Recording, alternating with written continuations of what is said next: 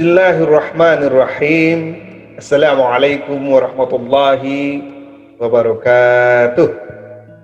Alhamdulillahirabbil alamin wahdahu wassalatu wassalamu ala asrofil anbiya'i wal mursalin wa ala alihi wa ashabihi ajma'in. Amma ba'd. Pertama-tama, jangan bosan-bosan. Selalu kita mengucapkan puji syukur kepada Allah Subhanahu wa taala yang sampai saat ini memberikan nikmat iman. Yang pertama nikmat Islam, nikmat iman, dan insyaallah nikmat ihsan kepada kita. Dan tidak lupa Allah Subhanahu wa taala alhamdulillah sampai saat ini telah melindungi kita dari insyaallah adik-adik AKS 3A, 3B, dan 3C tetap dalam lindungan Allah Subhanahu wa taala, tidak sedikit pun terkena virus corona atau COVID-19. Sholawat beriring salam mari kita sampaikan ke manusia terbaik di dunia ini, terbaik sampai akhir zaman, rahmatan lil alamin, rahmat bagi sekalian alam, tidak hanya untuk manusia tetapi seluruh alam. Siapa dia? Anaknya Abdullah, anaknya Aminah, Nabi Muhammad sallallahu alaihi wasallam, yang insyaallah kita akan harus selalu berharap mendapatkan syafaat dari beliau di yaumil akhir. Selamat berjumpa kembali adik-adik AKS 3A, 3B, dan 3C. Jangan patah arang dengan keadaan ini. Mari kita menyemangati diri sendiri untuk tetap bisa bermanfaat. Bermanfaatnya misalnya bukan sekarang, tetapi di masa yang akan datang. Bagaimana caranya? Tidak muluk-muluk caranya. Salah satu caranya adalah dengan menuntut ilmu, memantapkan ilmu, dan mencari ilmu. Jangan berpangku tangan dan menunggu datang hidayah dari Allah Subhanahu wa taala. Tiba-tiba kita keturunan, tiba-tiba Allah menurunkan rezeki emas sekian lipat, emas sekian banyak. Tidak. Jangan kita berpangku tangan demikian. Kita harus mencari ilmu itu bagaimanapun caranya.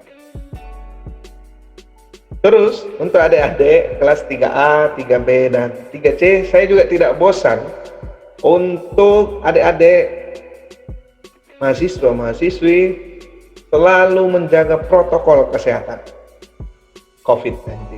Selalu memakai masker, sering-sering mencuci tangan dengan sabun, dan jaga jarak.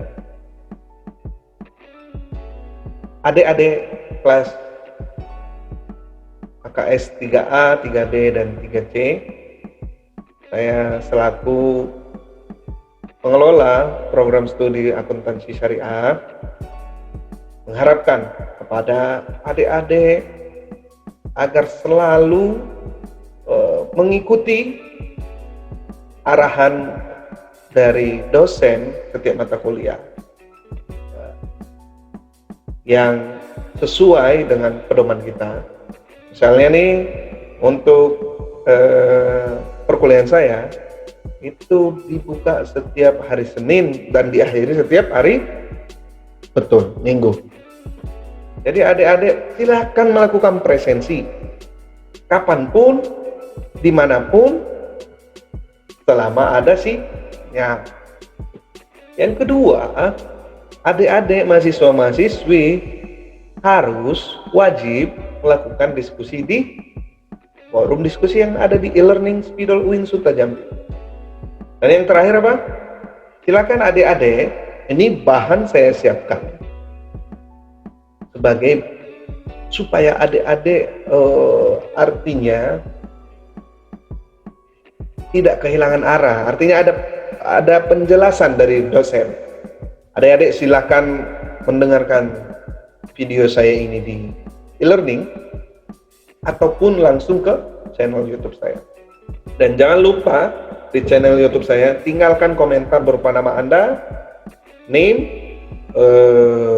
kelas, dan silahkan bertanya balik lagi ke e-learning, didiskusi. Karena setiap pertanyaan, setiap jawaban adik-adik ada nilainya. Ya, jelas ya? Tidak ada masalah situ. Karena sekarang alhamdulillah Spidol UIN Suta e-learning aplikasi e-learning Spidol UIN Suta Jambi sudah lancar jaya. Pada kesempatan kali ini materi yang akan kita bahas adalah konsep rasionalitas ekonomi Islam. Konsep rasionalitas ekonomi Islam. Rasional, rasio, ada ukuran yang masuk akal. Rasionalitas, bagaimana konsep dari ekonomi Islam ini masuk akal. Yang pertama, jenis-jenis rasionalitas, aksioma-aksioma pilihan rasional, konsep rasionalitas Islam, tujuan ekonomi Islam, dan prinsip ekonomi Islam. Ya, oke.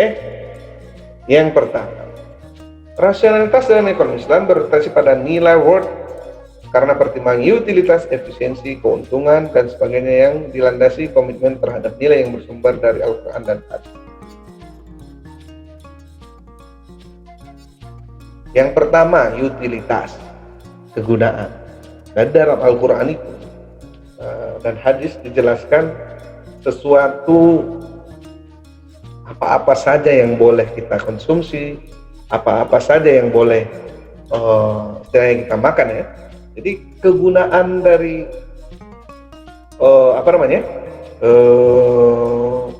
sumber daya alam yang telah disediakan oleh Allah Subhanahu wa taala. Misalnya seperti katakan tidak boleh minum khamar. Kegunaannya apa dulu khamar itu gitu kan? Jadi di Al-Qur'an sudah jelas khamar itu memabukkan. Makanya tidak boleh dikonsumsi. Rasionalnya gimana? Ketika seorang minum khamar, ketika mabuk, maka apapun yang dilakukannya dia tidak sadar. Kemudian efisiensi. Jadi dalam kegiatan ekonomi kita perlu juga dilakukan secara efisien. Efisien itu artinya tidak memerlukan biaya yang banyak, tidak memerlukan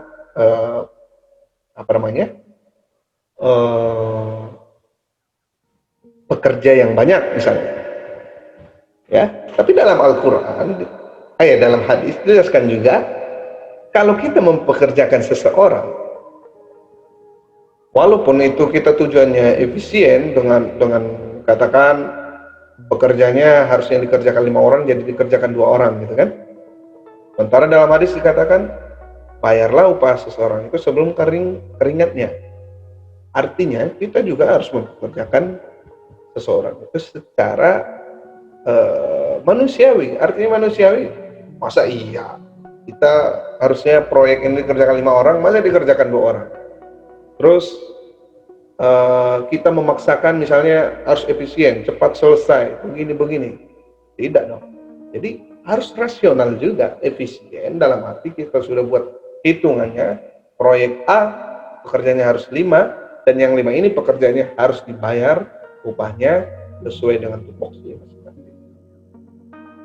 Terus keuntungan, sama juga.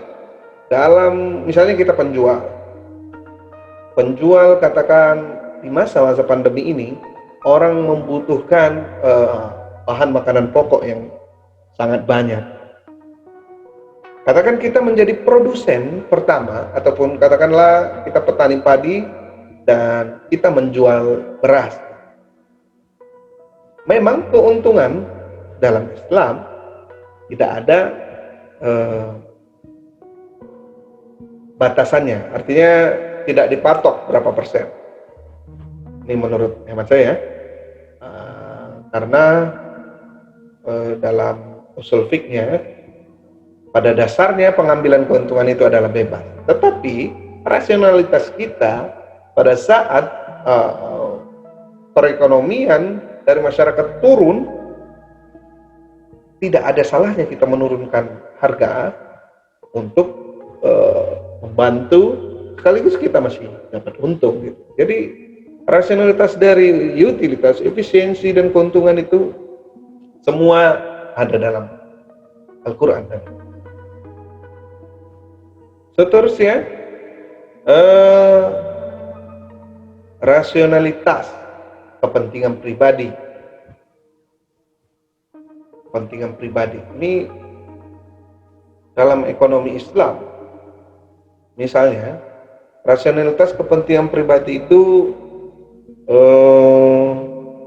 asumsi bahwa setiap individu mengejar berbagai tujuan, bukan hanya memperbanyak kekayaan. Individu mencapai sesuatu untuk menjadikan mereka lebih baik dan membuat sekelilingnya menjadi lebih baik juga.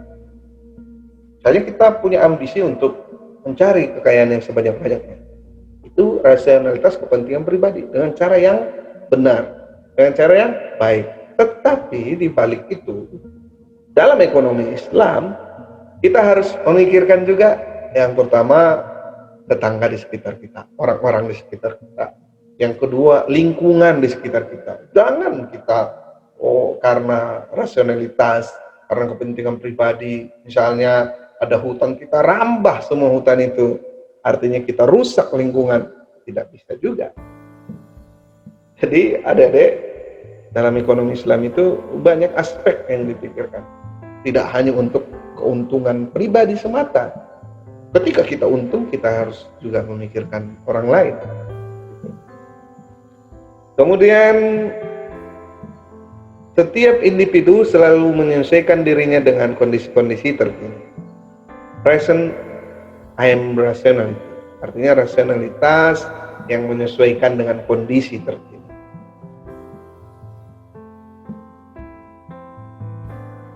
Aksioma pilihan rasional. Yang pertama, kelengkapan. Individu dapat menentukan pilihan secara pasti dari beberapa kemungkinan. Yang kedua, transivitas. Pilihan individu bersifat konsisten secara internal. Yang ketiga, kontinuitas. Situasi yang akan terjadi terhadap hal-hal yang disukai dan berkelanjutan. Jadi aksioma-aksiomanya adalah, aksioma ini apa ya? Sebentar. Aksioma adalah supaya ini ya, karena aksioma ini adalah bahasa dari filsafat. Aksioma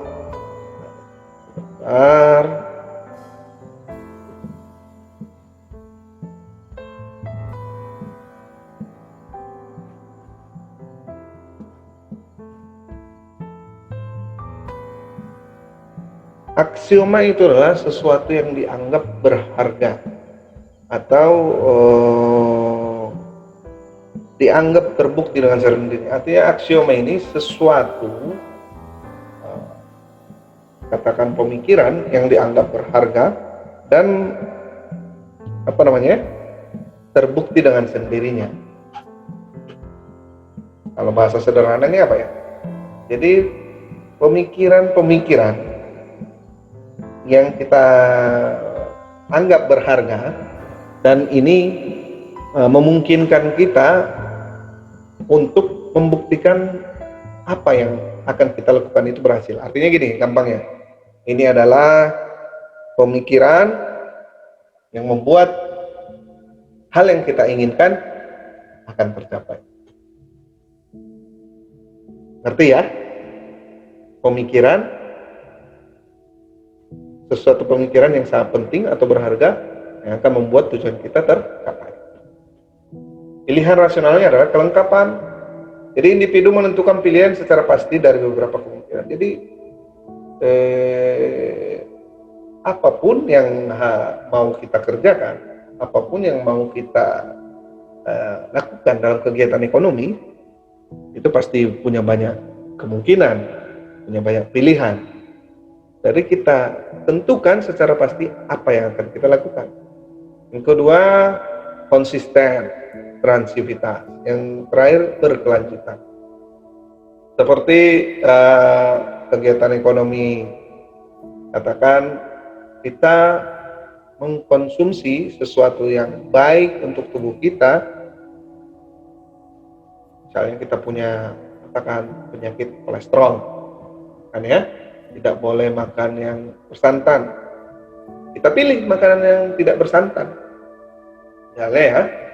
Jadi itu kita harus konsisten secara internal dan berkelanjutan. Kenapa? Itu pilihan rasional kita untuk menjaga keberlangsungan hidup kita. Karena kalau udah kolesterolnya tinggi, stroke dan lain-lain, akhirnya pahit gitu ya. Konsep rasionalitas dalam Islam memakai konsep rasionalitas seperti yang pertama, hisbah. Kewajiban individu atau bersama menegakkan yang benar dan melarang yang mungkar. Amar ma'ruf nahi mungkar, mengerjakan yang baik dan melarang yang mungkar. Apa itu? Tapi dalam hal ini saya himbau, kita tidak bisa mencap seseorang itu ketika dia melakukan sebuah atau sesuatu yang kurang bagus, lalu kita mencap dia kafir, dia tidak benar dan lain-lain. Tapi kita lebih, pertama kali sebelum hisbah ini, kita harus berdakwah, mengajak supaya dia kembali ke jalan yang benar. Yang kedua, efisiensi, tepat guna, ketepatan cara usaha kerja dalam menjalankan sesuatu dengan tidak membuang waktu, tenaga, dan biaya. Ya, jadi efisiensi ini memang kegunaannya adalah untuk menghemat dari seluruh aspek yang mempengaruhi mempengaruhi biaya dalam menjalankan usaha, seperti waktu, tenaga, dan lain-lain. Artinya efisien, gimana ya maksud dari bahasa? Efisien itu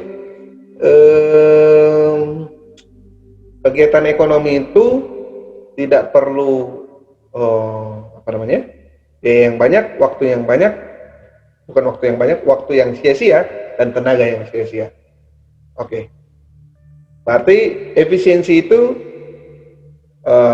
kegiatan ekonominya tidak membuang waktu, tidak membuang tenaga, dan tidak membuang biaya, dan berguna, nilai gunanya tepat untuk kita. Yang ketiga, optimum Pareto. Semua pelaku ekonomi diharapkan dalam kondisi kesejahteraan yang optimum. Optimum Pareto, semua pelaku ekonomi diharapkan dalam kondisi kesejahteraan yang optimum. Jadi dalam ekonomi Islam ataupun dalam Islam mengharapkan semua pelaku ekonomi itu mendapatkan kesejahteraan ataupun keuntungan kemudian sejahtera. Artinya semua manusia di dunia ini, kalau dalam konsep Islam, harusnya bisa sejahtera. Bagaimana bisa sejahtera? Yang kaya mengeluarkan zakat untuk si miskin tetap berusaha untuk menjadi yang kaya, dan begitu seterusnya. Artinya ketika ada si miskin tidak bisa untuk makan, maka si kaya memberikan zakat, infak, sedekahnya agar si miskin bisa makan. Jadi harusnya tidak ada orang miskin itu kalau dalam konsep Islam. Harusnya. Yang terakhir, keadilan.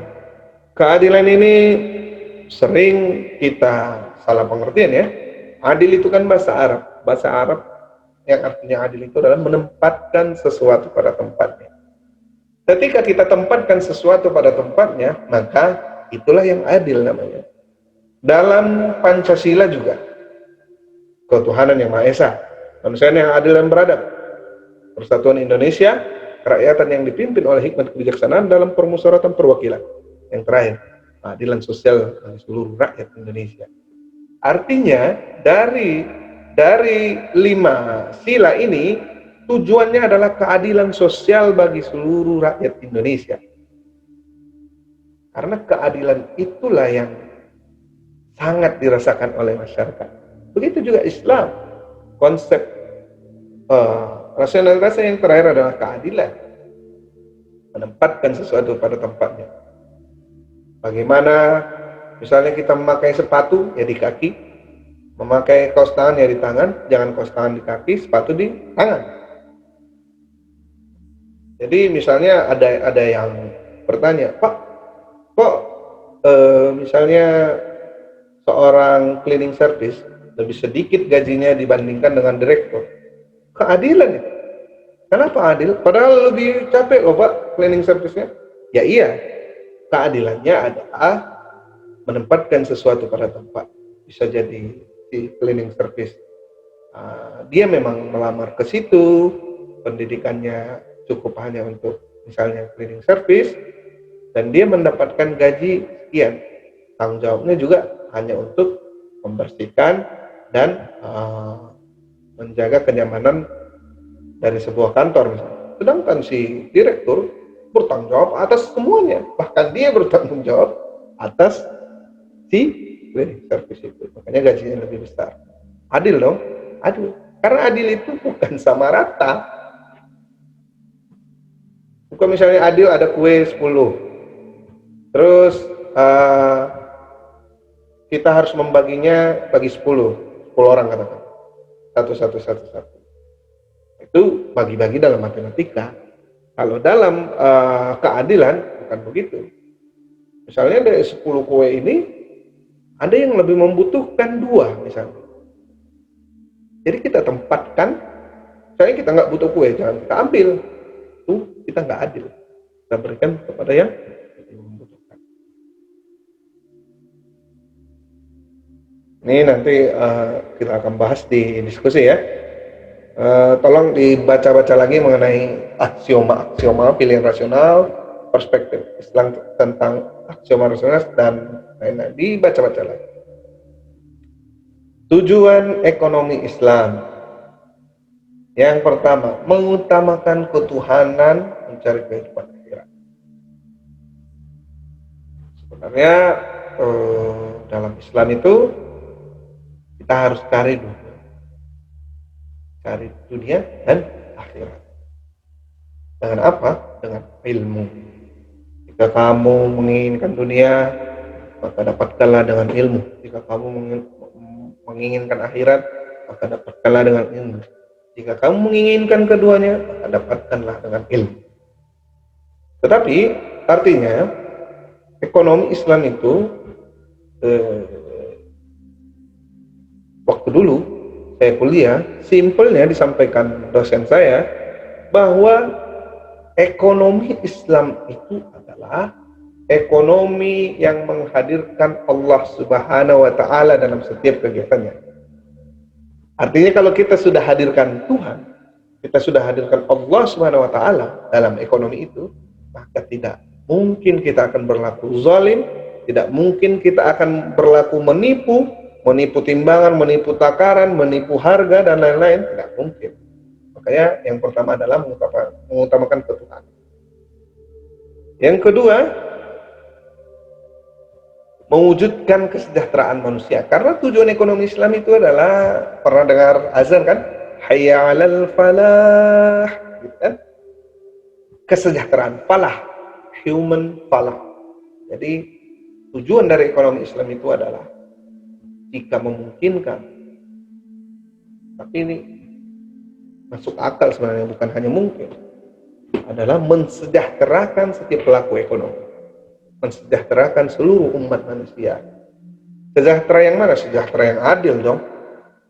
Sejahtera adil itu gimana tadi? Menempatkan sesuatu pada tempatnya. Siapa yang bekerja keras, dia mungkin lebih sejahtera dibanding yang kurang rajin, yang malas. Kemudian mewujudkan pertumbuhan ekonomi dalam negara. Jika kita sudah mengutamakan ketuhanan, jika kita memang bertujuan untuk mewujudkan kesejahteraan manusia, maka cara logikanya ekonomi itu pasti, ekonomi dalam sebuah negara itu pasti naik, pasti meroket, gitu ya, pasti meroket. Dalam sejarah Islam, masa kejayaan Islam itu sangat-sangat sejahtera. Karena apa? Dalam konsep di waktu kejayaan Islam adalah seorang ulama adalah sekaligus adalah ilmuwan. Seorang ekonom adalah ulama. Artinya apa? Ekonom adalah seseorang yang mengerti tentang seluk-beluk ekonomi, tetapi dia tetap menghadirkan Allah Subhanahu wa taala dalam hatinya. Mengerti dia fiqh, mengerti dia Al-Qur'an hadis, mengerti sejarah Islam, mengerti sesuatu secara kafah ajaran Islam. Makanya pada masa Bani Abbasiyah, Bani Umayyah, Islam itu sangat jaya dan jangan lupa, Islam itu tidak pernah menindas umat yang beragama lain di saat kejayaan Islam itu. Malah jika dalam sejarahnya semua yang ada dalam kedudukan Islam, kedudukan Bani Umayyah, Bani Abbasiyah, semuanya sejahtera. Kemudian mewujudkan sistem distribusi yang adil. Ya, jika ajaran Islam sudah dilaksanakan, konsep zakat, infak, sedekah, wakaf, diswafnya namanya, zakat, infak, sedekah, wakaf pasti dilaksanakan. Mengutamakan ketuhanan, bertujuan untuk mensejahterakan seluruh manusia, untuk mewujudkan pertumbuhan ekonomi, distribusinya banyak. Kaya mempunyai sekian harta, sudah mencukupi nisab dan haul, dizakatkan. Seseorang mendapat rezeki, bisa diinfakkan, disedekahkan. Untuk apa tujuannya? Mensejahterakan manusia. Untuk apa tujuannya? Membuat ekonomi dalam negara, pertumbuhan dalam ekonomi negara itu meroket. Dan yang terakhir, tujuan terakhirnya itu tercapai. Terdistribusikan secara adil kekayaan. Prinsip-prinsip ekonomi Islam: tauhid, keesaan Allah, adil, keadilan, nubuwah, kenabian, khilafah, pemerintahan, ma'ad, hasil. Ya, ini dipahami ya. Tauhid, keadilan, nubuwah, kenabian, khilafah, pemerintahan. Khilafah bukan khilafah yang membentuk ini ya, sebuah negara ya. Maksudnya ini bahasa Arabnya. Pemerintahan, khilafah itu pemerintah. Ma'ad, hasil. Ini prinsip keesaan Allah Subhanahu wa taala, adil, nubuwah itu kenabian, ajaran-ajaran Nabi, hadis Nabi, perjalanan hidup Nabi bagaimana, kemudian pemerintahan, kemudian ma'ad, hasil.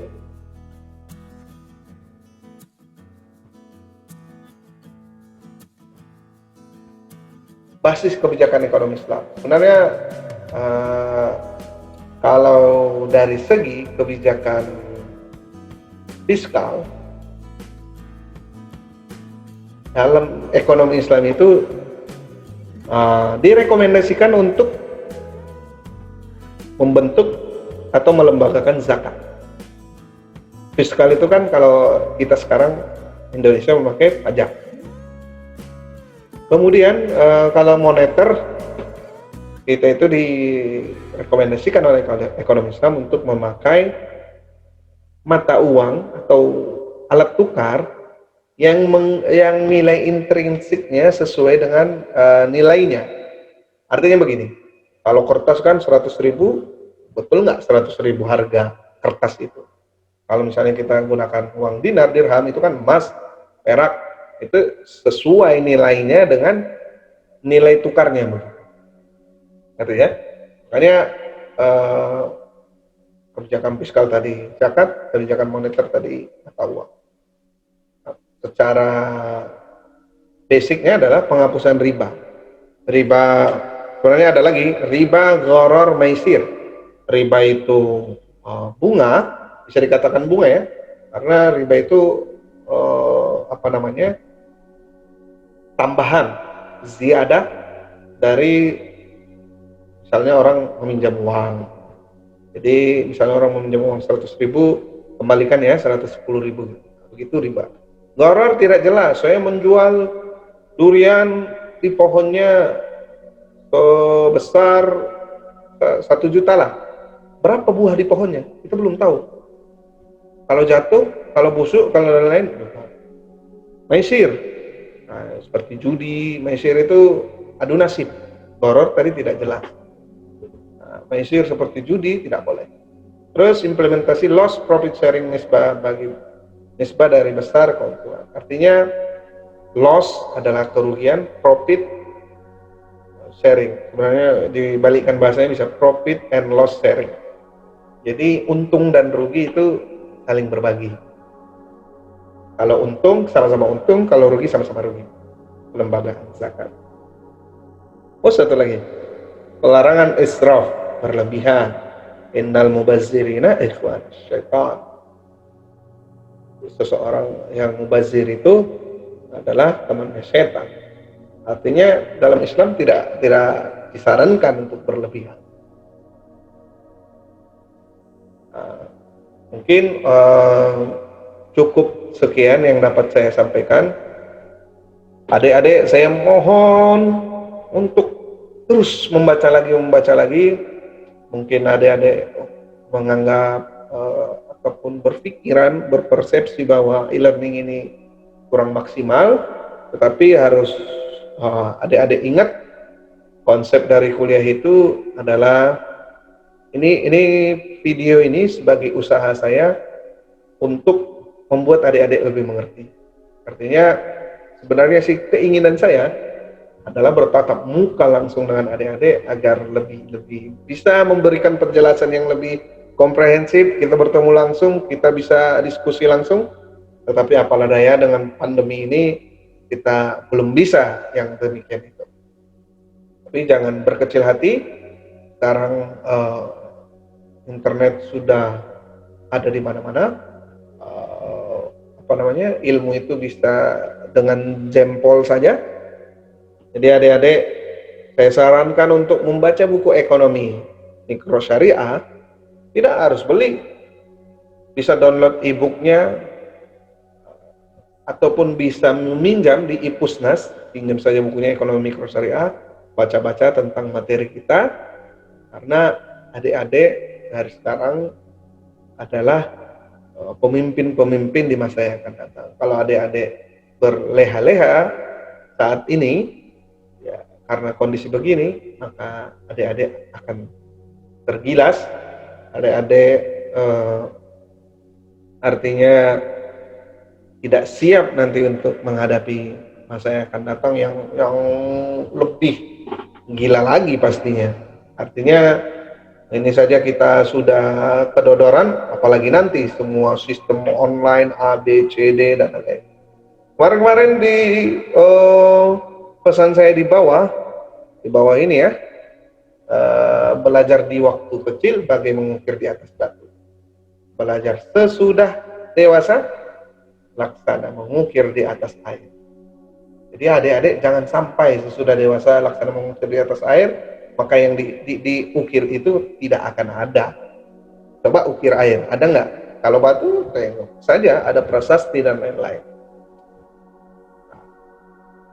Mungkin cukup sekian yang dapat saya sampaikan. Mohon maaf pada adik-adik mahasiswa-mahasiswi AKS 3A, 3B, dan 3C jika yang saya sampaikan ini kurang maksimal. Silakan adik-adik memaksimalkannya lagi. Silakan dibaca materi yang saya share di e-learning dan mendengarkan video saya ini di e-learning ataupun di YouTube. Jangan lupa komentar berupa nama, NIM, dan kelasnya. Dan jika ada sesuatu yang ingin dipertanyakan ataupun nanti saya mengirimkan pertanyaan diskusi, silakan dijawab di forum diskusi, karena itu akan menjadi penilaian untuk adik-adik sekalian. Mohon maaf sekali lagi pada adik-adik, mohon ampun kepada Allah Subhanahu wa taala. Wallahul muwaffiq ila aqwamit thoriq. Innallaha yuhibbul jamil, fastabiqul khairat. Wabillahi taufiq wal hidayah. Assalamualaikum warahmatullahi wabarakatuh.